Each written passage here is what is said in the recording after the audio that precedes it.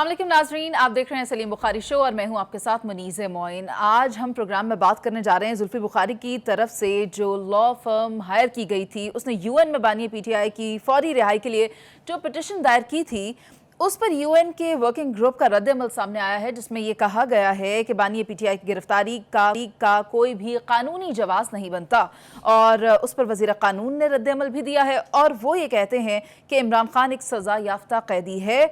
और मज़ीद इस पर जो भी रिपोर्ट में कहा गया है उस पर हम प्रोग्राम में आगे चलकर तफसीली तौर पर बात करेंगे। एक और अहम मौजू है, आज भी समाअत हुई है मखसूस नशिस्तों के केस पर और चीफ जस्टिस साहब ने कहा है कि पाकिस्तान को एक बार तो आइन के रास्ते पर चलने दें और इलेक्शन कमीशन ने खुद भी आइन की संगीन खिलाफ वर्जी की है। इसके अलावा ये समाअत जो है वो 9 जुलाई तक मुलतवी कर दी गई है। गजा के मामले पर भी हम आज के प्रोग्राम में बात करेंगे और इसराइल को वहां अपनी शिकस्त लगी है। इसराइली वजीर आज़म ने जंग को ख़त्म करने का इशारा दिया है। इसराइल की कैद से रिहा होने वाले एक डॉक्टर की तरफ से कुछ इंकशाफात भी आए हैं, उन पर तफसीली तौर पर बात करेंगे। मेरे साथ सलीम बुखारी साहब मौजूद हैं। अस्सलाम वालेकुम सर, कैसे हैं आप? वालेकुम सलाम, मैं ठीक हूँ, आप कैसी हैं? अल्हम्दुलिल्लाह सर। प्रोग्राम में सबसे पहले बात कर लेते हैं वही जो लॉ फर्म की खिदमात हासिल की गई और उसकी तरफ से पिटिशन दायर की गई और वो तफसीली तौर पर रिपोर्ट भी सामने आ गई और रद्द-ए-अमल पर रद्द-ए-अमल आ रहे हैं, उस पर क्या है उसमें बताइए। देखिए, इसके दो पहलू हैं। एक पहलू तो ये है कि पाकिस्तान में इसको कैसे देखा जा रहा है, असल हकीकत क्या है। दूसरा पहलू ये कि इंटरनेशनली कैसे रिएक्ट किया जा रहा है और उसका क्या जवाब है। तो हम कोशिश करते हैं कि इसको सम अप करने की कोशिश। दरिया को कूजे में बंद करते हैं। पहली बात, दरिया तो कूजे में पता नहीं बंद होगा या नहीं होगा, लेकिन कोशिश करने में तो कोई हर्ज नहीं है जी। देखिए, पहला रिएक्शन आया था जब अमेरिकी कांग्रेस ने एक करारदाद पास की थी। 85% ऑफ कांग्रेस पीपल उसके अंदर उन्होंने वोट किया था और उसमें जो है वो जो कुछ भी कहा गया था उसके ऊपर पाकिस्तान का मौक़िफ़ ये था और पाकिस्तान का मौक़िफ़ जो है वो एक जवाबी करारदाद की सूरत में सामने आया जो नेशनल असेंबली में पास हुई थी, अगर आपको याद हो। हमने उसके ऊपर बात भी की थी। इस पर तो मैं ये कहना चाहता हूँ कि जनाब, ये आपके पेट में जो मरोड़ अब उठे हैं, ये आफिया सिद्दीकी को आपने दिया था फेयर ट्रायल का चांस? नहीं दिया। आपने उस वक्त किसी से कहा कि आइए आके देख लें उसकी हालत क्या है जेल में? ये यूनाइटेड नेशन का जो वर्किंग ग्रुप है, इससे मुतालबा नहीं कर सकते हम एज ए पाकिस्तानी के जनाब, ये आप जो इस वक्त हमारे बारे में फरमा रहे हैं, ये आपने आफिया सिद्दीकी के बारे में तो आपके पेट में कोई मरोड़ नहीं उठा, ना आपको कोई तकलीफ हुई। उसके साथ जिस तरह की ज्यादती हुई है और जितनी सजा उसको मिली है, बगैर कोई फायर किए सिर्फ एक बंदूक थामे हुए उसको 86 बरस की सजा आपने दे दी। पिट पिट के ऐसी मर गए पाकिस्तान दे विच, किसी ने सुनी नहीं। साला साल मुलाकात की इजाजत नहीं उसके घर वालों को। यह है अमरीकी इंसाफ का पैमाना जी, ठीक है। और चूंकि मैं ये समझता हूँ कि यूनाइटेड नेशन भी अमेरिका की आंखों की विंग के साथ चलता है, इसलिए इसी तरह की एक करारदाद जो है वो वहाँ से पास करवाई गई है। ये कह लीजिए कि यूनाइटेड नेशन का जो वर्किंग ग्रुप है उसमें जनाब जुल्फी बुखारी साहब ने, जो बाहर बैठ के मुल्क की बहुत खिदमत कर रहे हैं, उन्होंने एक लॉ फर्म हायर की जिसको पता नहीं कितने पैसे दिए गए होंगे, जिसने ये पटिशन दायर की उस ग्रुप में और उस ग्रुप की तरफ से फिर पाकिस्तान को मशवरा, जैसे आपको पता है, देते हैं, वो दिया गया है। पहली बात तो यह है कि आज जरा इन दोनों करारदादों के जवाब में जो हमारे लॉ मिनिस्टर कहते हैं जी, वो ये कहते हैं कि ना तो उनको हिरासत में रखा हुआ है, ना ही उनको डिटेन किया गया है, ना ही उनके खिलाफ कोई गैर कानूनी अमल किया गया है। वो तो मुकदमात में सजा भुगत रहे हैं जेल में जी। जब किसी मुकदमे में सजा हो जाती है तो फिर हरासगी का कोई सवाल नहीं उठता। अब ये उनको मत कौन दे, यानी अदलिया के तरफ से जो प्रोसीडिंग है उस पर भी सवाल उठा रहे हैं। यानी वो एक तरह से हमारे जो अदालती निज़ाम है उसमें भी मुदाखलत कर रहे हैं, जो पाकिस्तान के अंदरूनी मामलात हैं, यानी जो इंटरनेशनल डिप्लोमेटिक नॉर्म्स हैं उसकी भी वायलेशन कर रहे हैं। क्यों कर रहे हैं वो मैंने आपको बता दिया कि जब वहाँ की फर्मों को, लॉबी फर्मों को माल लगेगा और बेपना माल लगेगा, और अब ये एविडेंस भी मौजूद है यहाँ कि वो माल लगा कौन रहा है। हम आएंगे जब ऑन चौधरी का हम जिक्र करेंगे तो उस पर ज़रा इसके ऊपर खुल के बात करेंगे हम। फिलहाल मैं कहना ये चाह रहा हूँ कि आज जो महात्मा खान के करीबी ज़राए हैं उन्होंने भी कुछ इसके हवाले से बातचीत की है। उनका कहना यह है कि जी महात्मा खान साहब ये समझते हैं कि इतनी स्ट्रॉन्ग रेजोल्यूशन तो आज तक इसराइल पास नहीं करवा सका अमेरिका की कांग्रेस से, जितनी स्ट्रॉन्ग करारदाद जो है वो कांग्रेस ने पाकिस्तान में खान साहब के हवाले से यानी पास की है। एक बात सही, मैंने ये आपको बता दिया है कि आप देखें, ignorance of law is no excuse.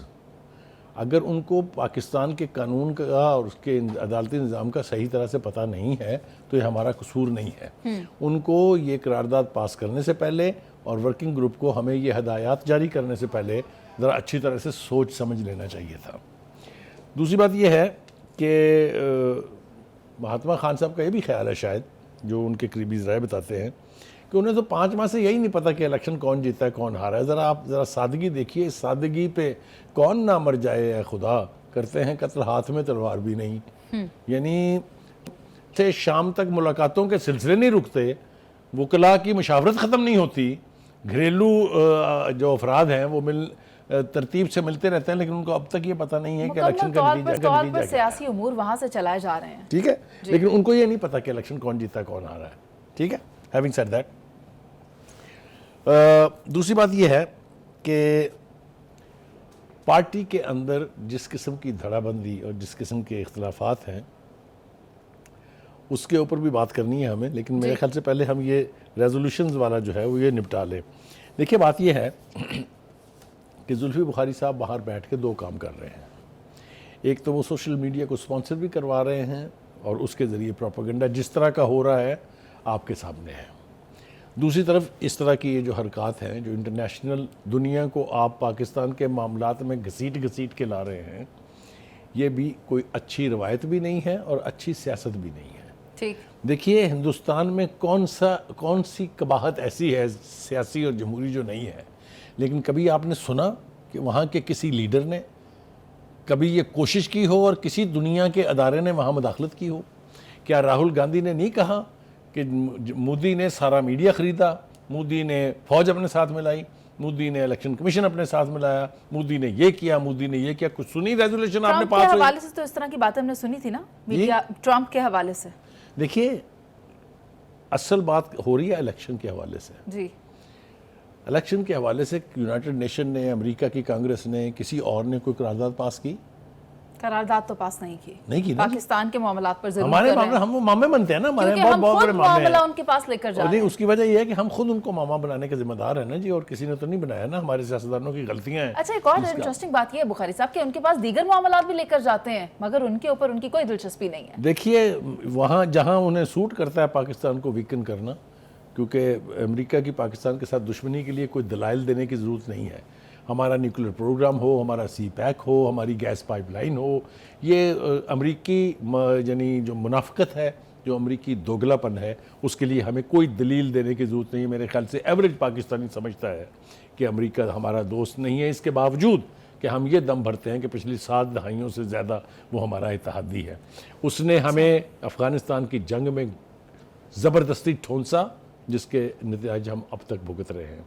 जब बातचीत किसी नतीजे पर पहुंचने के लिए आई तो पाकिस्तान को उस प्रोसेस से अलग कर दिया। कतर के मुज़ाकरात जो फाइनल हुए, जिसके तहत वो अरेंजमेंट हुआ था कि नेटो भाग गया वहाँ से और हम तकते रह गए, यही हाल उन्होंने हमारे साथ 80s में किया था। जब जिनीवा अकॉर्ड हुआ तो उन्होंने पलट के नहीं देखा कि 40 लाख मेहमान जो हम इनके पास छोड़ के जा रहे हैं, इसको कैसे खिलाएंगे, कैसे पिलाएंगे, कैसे भुगतेंगे। आज तक वो जो है वो रिस रहा है ना। तो अमेरिका के साथ हमारी दोस्ती जो है उसके बारे में मेरा ख्याल है इससे ज़्यादा कुछ कहने की ज़रूरत नहीं है कि हमें उनसे कभी ये तवक्को ही नहीं रखनी चाहिए। बुखारी साहब, अब आप क्या कहते हैं कि अब कोई फ़र्क पड़ेगा इससे पाकिस्तान पर, पाकिस्तान के अदालती फ़ैसलों पर? हमारा मौक़िफ़ तो वाज़े है, वज़ीर क़ानून ने वाज़े कर दिया है, PTI की अपनी हैसियत या साखियाँ ख़त्म हो चुकी है और इंटरनेशनल लॉबीज़ के ज़रिए ख़रीदारी करके वो अपनी प्रमोशंस करवा रहे हैं, तो फिर आपको क्या नज़र आ रहा है? डिस्कस किया था, दूसरा सेगमेंट जो है वो चूँकि इसी हवाले से है जी, तो उसकी तफसील से बात उस वक्त करेंगे।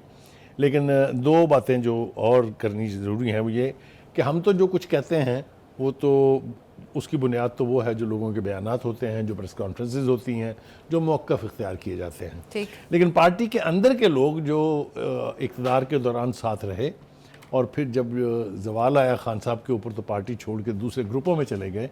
लेकिन पार्टी में उस वक्त क्या होता था उसके वो ना सिर्फ ऐनी शाहिद हैं बल्कि मेरे ख्याल से they carry lot of wait.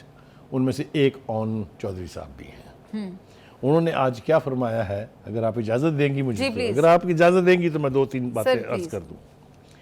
उन्होंने कहा कि बैरूनी फंडिंग से पाकिस्तान के खिलाफ घिनौनी मुहिम चलाई जा रही है। ये अब आप लिंक करती जाएं जो गुफ्तगू हम पहले कर रहे He was earlier the right hand of the chairman. हैं।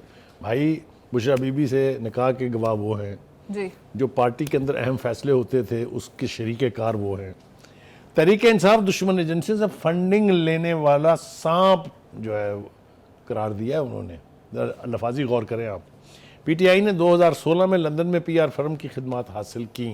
पुरानी बात बता रहे हैं, इलेक्शन से पहले 2018 के। जी ठीक है जी। पाकिस्तान और अफवाज के खिलाफ घिनौनी मुहिम जो है वो चलाई जा रही है। जुल्फी बुखारी ने पीआर फर्म से मुतारफ़ कराया। यूएन ग्रुप को पाकिस्तान के खिलाफ ख़त लिखा आन चौधरी ने। आन चौधरी कह रहे हैं इन्होंने, जुल्फी बुखारी ने। और आगे की बातें जो हैं, लंदन में बैठे हुए इन लोगों को कौन पैसे दे रहा है जो वहाँ सोशल मीडिया चला रहे हैं, जो पाकिस्तान के खिलाफ मुहिम चला रहे हैं। इशारा तो आप समझ ही गई होंगी। नहीं, बासी कड़ी में आप उबाल क्यों आ रहे हैं, मेरा सवाल ये भी है। देखिए, आप इशारा तो समझ गई होंगी, जी। कहलवाना मुझसे चाह रही हैं। जी ठीक है। गोल्ड स्मिथ नामी एक शख्स वहाँ है जिसकी बेटी से खान साहब जो है उनकी शादी हुई थी। वो अभी भी बेटे उनके पास ही रहते हैं।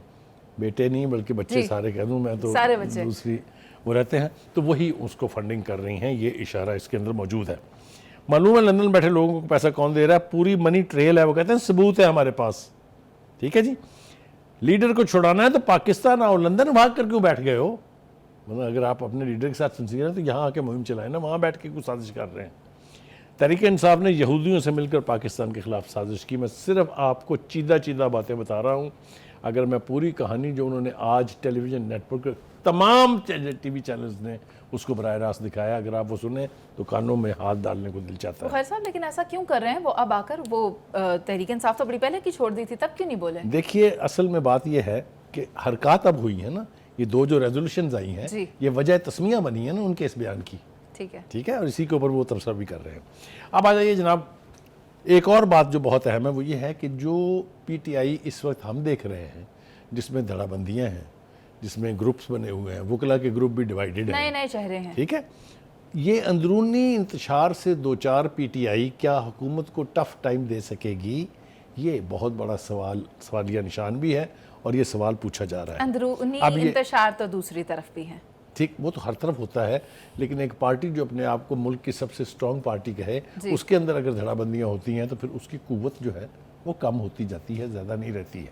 आपने देखा, ये वही पार्टी है ना जिसके अंदर से 2 बड़े ग्रुप तश्कील पाए थे और उनमें सारे स्टॉलवर्ट्स जो है वो पार्टी छोड़ के चले गए थे। जी अफवाज चौधरी साहब ने कल जो दरफुंतरियाँ छोड़ी हैं, उसके जवाब में आज फिर शेर अफजल मरवत साहब जो है जी वो बोल उठे हैं, तो उसका तज़किरा करना भी बहुत ज़रूरी बड़े है। खूबसूरत अलकाबात भी दिए हैं उन्होंने। जी बड़े खूबसूरत अलकाबात से भी हाँ जी, नवाजा। हाँ जी, हाँ जी, जिसमें कोई नवाजा। फवाद चौधरी पुलिस को देखकर ऐसे भाग गए थे जैसे हथनी भागती है। अब ये आप अंदाज़ा कर लीजिए, ये कोई नहीं कह रहा है, ये पार्टी के अंदर के लोग कह रहे हैं। फवाद चौधरी के इस भागने के अमल ने पूरी पीटीआई का सर शर्म से झुका दिया था। ये भी मरवत साहब फरमा रहे हैं। पीटीआई की क़यादत कितनी ही फेल हो, लेकिन कम अज़ कम कड़े वक्त में पीटीआई के साथ खड़ी है। ये और भी बहुत सारे रिएक्शन हैं, मेरे ख्याल से उसका शायद इस वक्त नहीं है। अच्छा। बाकी के हम इंशाल्लाह आने वाले प्रोग्राम में लोगों के साथ शेयर करते रहेंगे। लेकिन ये बात तय है कि अंदर से इतनी टूट फूट का शिकार कोई भी पार्टी किसी भी सिटिंग गवर्नमेंट को टफ टाइम नहीं दे सकती। और दूसरी बात मेरे ख्याल से ये भी कह देनी चाहिए कि खुदा के वास्ते पाकिस्तान पर रहम करें।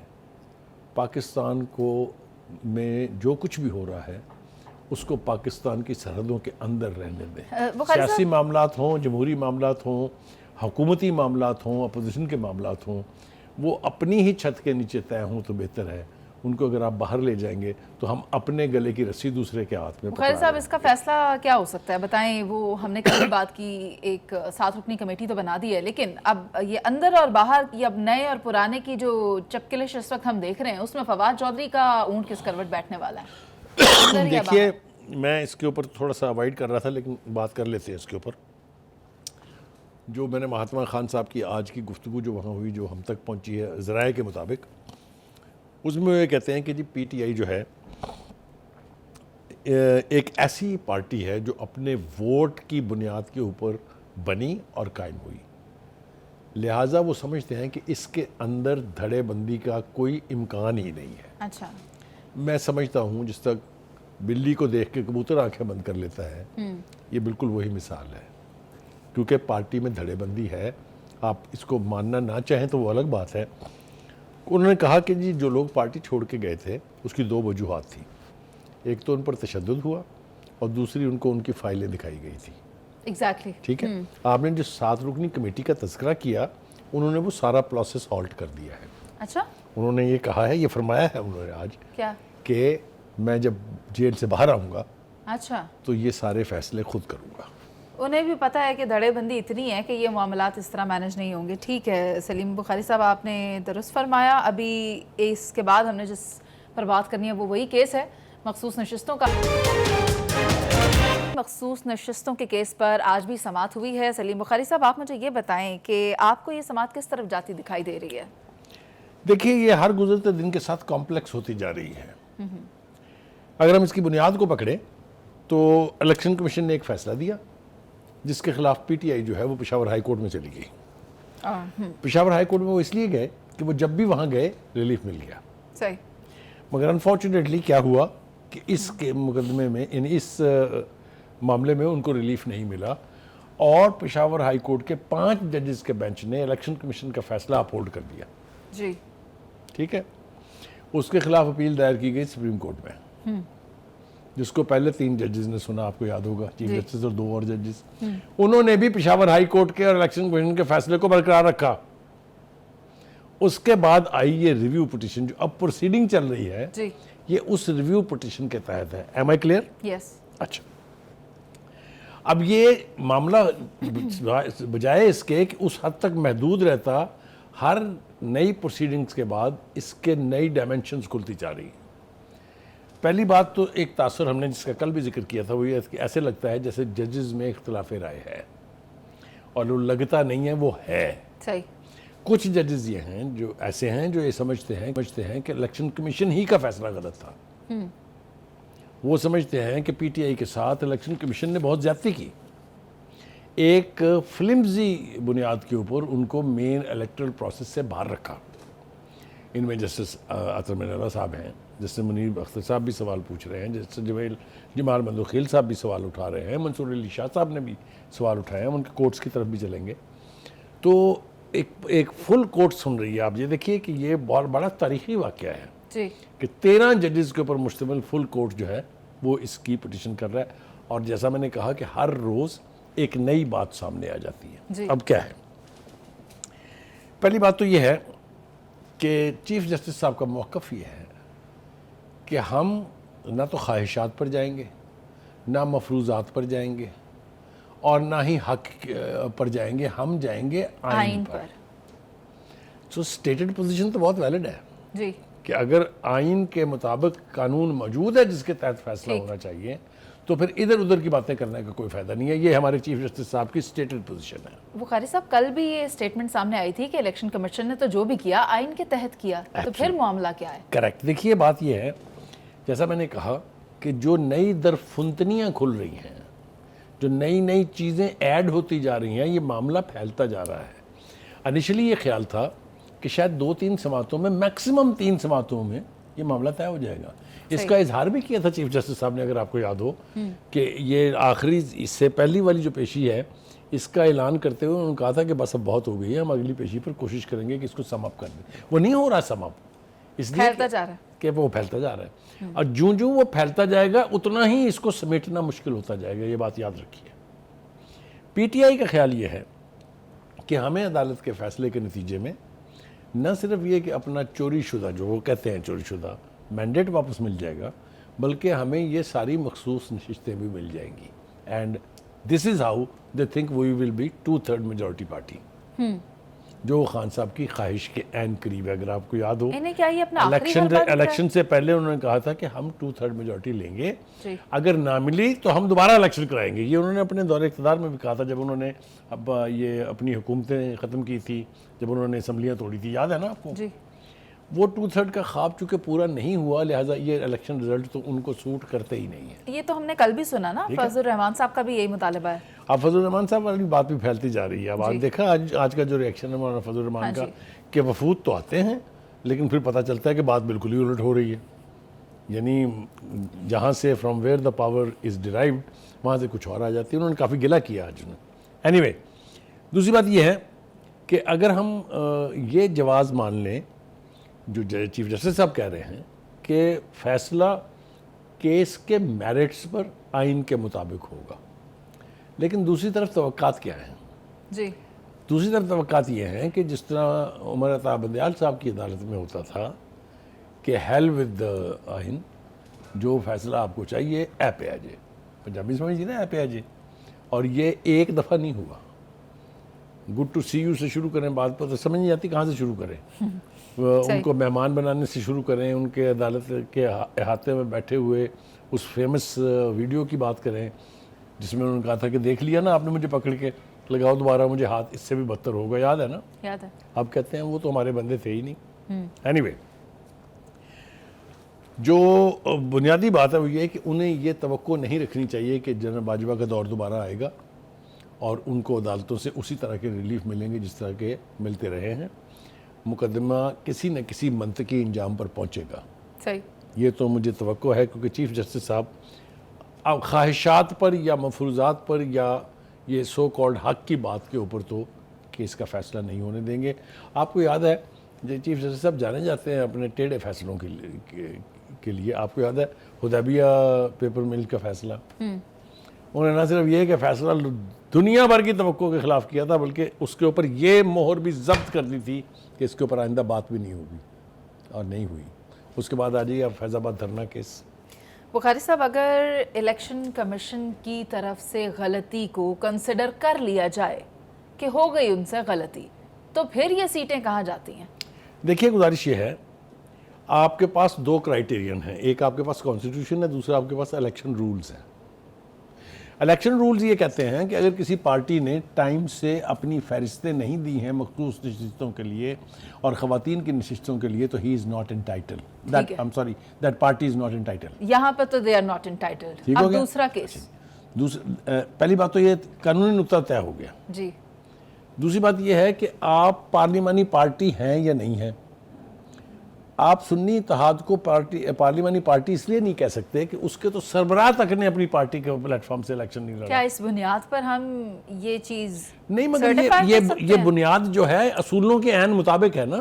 अच्छा, आप पार्लिमानी पार्टी के तौर पर इलेक्शन ही नहीं लड़े, लिहाजा आप नेशनल असेंबली के अंदर पार्लिमानी पार्टी नहीं है, आप आज़ाद हैं। सर लेकिन इसमें हम ये भी तो देख रहे हैं कि इलेक्शन कमीशन को कहा जा रहा है कि उनकी गलती है, उन्होंने कैसे निशान छीन लिया वगैरह वगैरह। देखिए, ये तो स्प्लिट ओपिनियन है ना, ये सारे जजेस के मुतफिक राय हो तो फैसला ना हो जाए। एग्जैक्टली।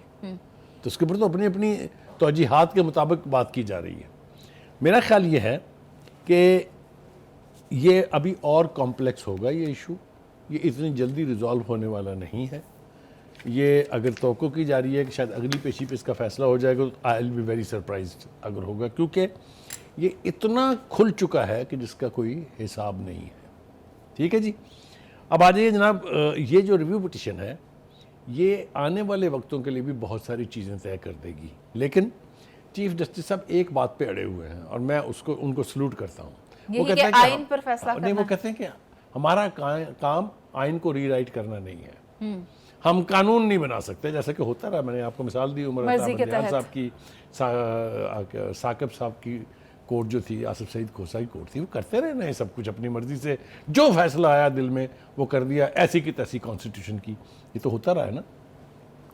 उसने ये नहीं होने देना जिसका नाम काजी फायजी सा है, ठीक है, and he will resist it to the core.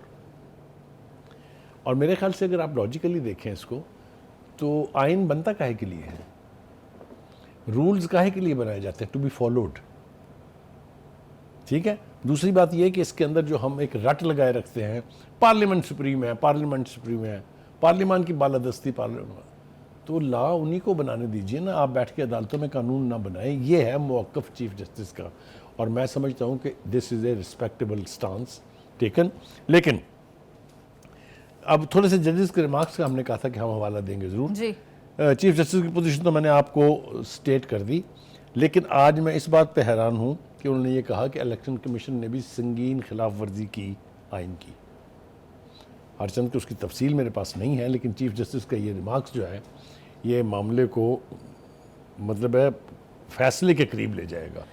Bukhari साहब, अगर ये संगीन खिलाफ वर्जी है भी तो पूरे इलेक्शन जिसने रहना है 5 साल, सस्टेन करना है 5 साल, तो उसमें इतनी बड़ी जमात के साथ एक ज्यादती कंसिडर होगी वो अगर इलेक्शन कमीशन ने देखिए की है। इसी के हवाले से अब नए इलेक्शन की बात होनी शुरू हो गई है ना। मौलाना फजल रहमान कह रहे हैं, ANP कह रही है कि जी फ्रेश इलेक्शन करवाएंगे इलेक्शन अगर इलेक्शन कमीशन गलत साबित होता है तो। देखिए अगर इलेक्शन कमीशन की गलती को सुप्रीम कोर्ट मोहर लगा देती है उसके ऊपर कि यस ये हुआ है, तो इलेक्शन तो इनके अब्बा को भी कराने पड़ेंगे। मतलब फिर तो कोई चारा नहीं है ना। जब अगर सुप्रीम कोर्ट ये कह दे कि जो इलेक्शन हुए हैं वो नल एंड वाइड हैं, उनमें संगीन खिलाफ वर्जियाँ हुई हैं, तो मामला तो नए इलेक्शन की खजाने पहले खाली हैं और हम एक नए इंतखाबात की तैयारी भी साथ ये अयाशी तो हमने कई दफ़ा फरमाई है ना। आप देखिए ना, 3 हुकूमतें आपने तोड़ी नून लीग की हाफ वे, 2 तोड़ी आपने पीपल्स पार्टी की हाफ वे, तो ये इस अयाशी के तो मुर्तकब हम होते रहे हैं। तो लेकिन अवॉइड करना चाहिए।